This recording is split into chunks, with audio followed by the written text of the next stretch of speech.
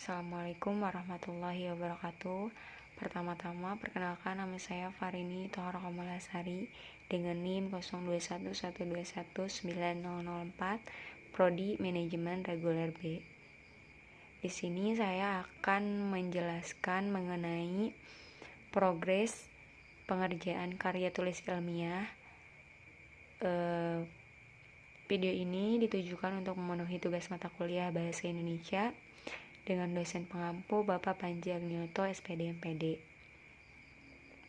Di sini saya sudah mengerjakan mengenai judulnya itu adalah pengaruh struktur modal dan pertumbuhan penjualan terhadap nilai perusahaan.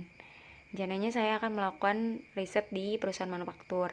Mengapa seperti itu? Karena kebetulan saya bekerja di perusahaan manufacturing di bagian departemen akunting. Maka dari itu saya mengambil bidang manajemen keuangan. Di sini saya sudah membuat latar belakang masalahnya.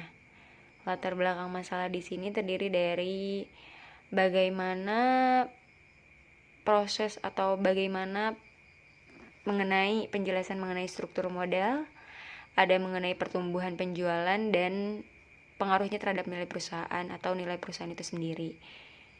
Latar belakang masalah di sini menjelaskan bagaimana latar belakang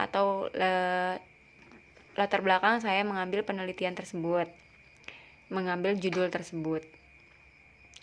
Lalu selanjutnya ada mengenai ini beberapa materi yang sudah saya cantumkan atau sudah saya buat untuk membuat latar belakang masalah. Juga ada mengenai rumusan masalah itu sendiri. Rumusan masalah itu sendiri saya mengambil 3 faktor, yaitu apakah struktur modal berpengaruh signifikan terhadap nilai perusahaan. Yang kedua adalah apakah pertumbuhan perusahaan berpengaruh signifikan terhadap nilai perusahaan. Yang terakhir, apakah struktur modal dan pertumbuhan perusahaan secara bersama-sama berpengaruh terhadap nilai perusahaan. Itu rumusan masalah yang sekarang saya teliti. Namun bila pada saat penelitian ada tambahan, mungkin saya akan cantumkan lagi, atau ada perubahan, saya akan melakukan pembaharuan atau revisi terhadap karya tulis ilmiah ini. Selanjutnya ada tujuan dari penelitian ini, yang dimana saya ada 3 tujuan yang saya akan tuju. Yang pertama adalah untuk menguji pengaruh struktur modal terhadap nilai perusahaan pada manufaktur, karena saya memilih manufaktur, dan ada pengaruh pertumbuhan perusahaan juga, dan pengaruhnya kedua pengaruh tersebut terhadap kedua pengaruh yang mana struktur modal dan pertumbuhan perusahaan terhadap perusahaan pada manufaktur.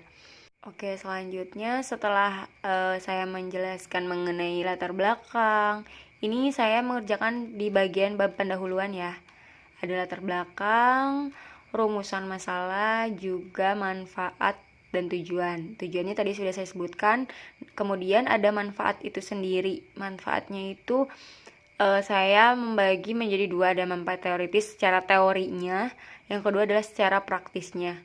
Mengapa demikian? Karena menurut saya manfaat penelitian ini bisa dikembangkan untuk pemahaman, juga bisa dilakukan sebagai dipraktekkan dalam kehidupan sehari-hari atau dalam pekerjaan.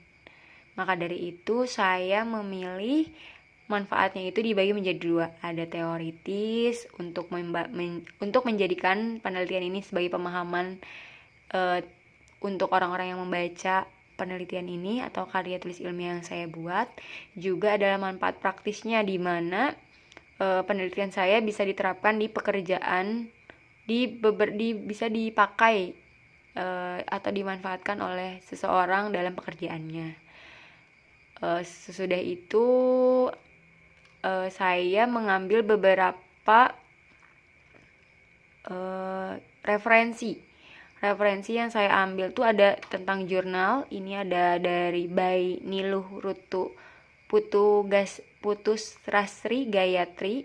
Ini dia dari Ini dia ada jurnalnya mengenai pengaruh struktur modal, kebijakan dividen, dan keputusan investasi terhadap nilai perusahaan. Ini kan dia berbeda ya dengan saya, ada kesamaan yang di struktur modal karena saya butuh referensi dari jurnal ini.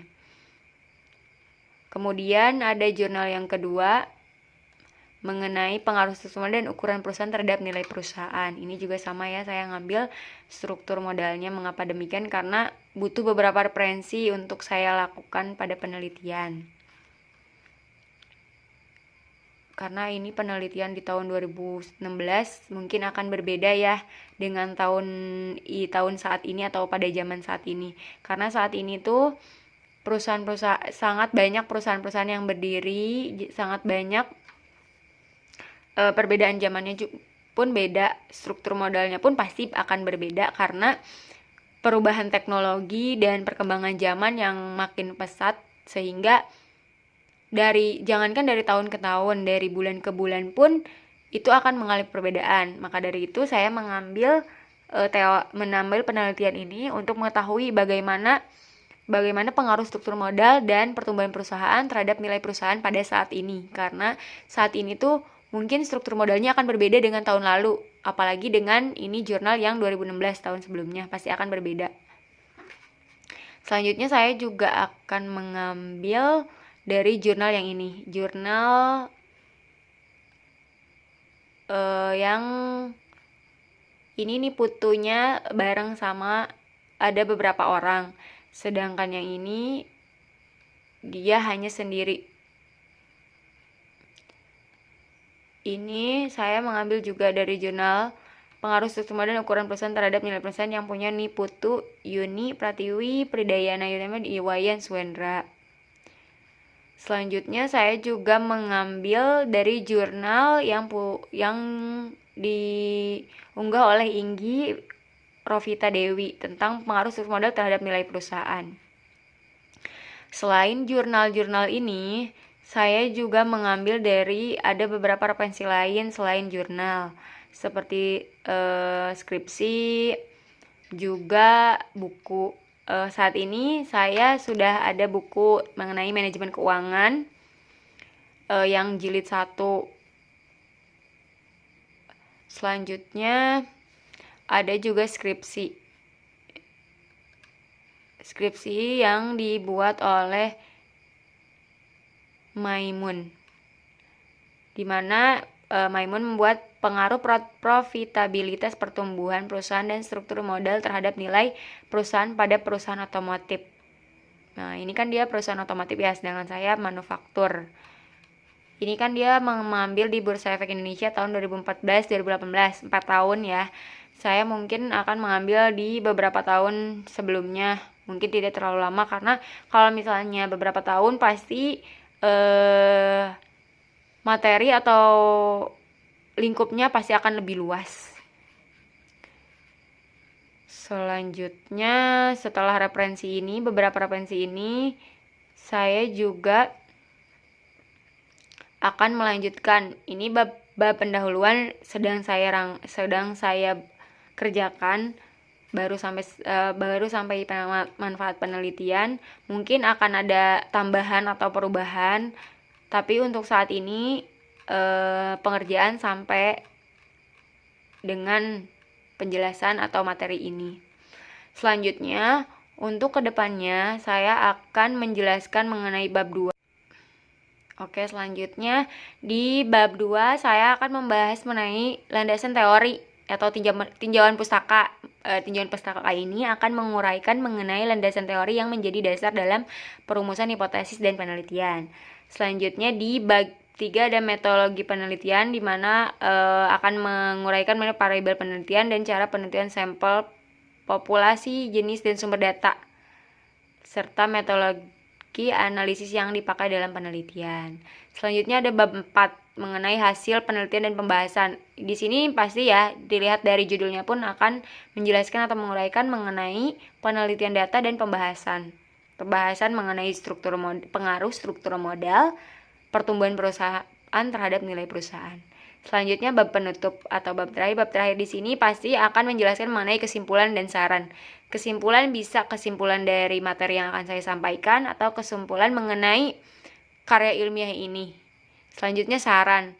Saran di sini saran untuk saran untuk materi tersebut ataupun penyajian karya ilmiah yang akan saya sajikan. Mungkin hanya itu saja yang dapat saya sampaikan mengenai progres tugas karya tulis ilmiah ini.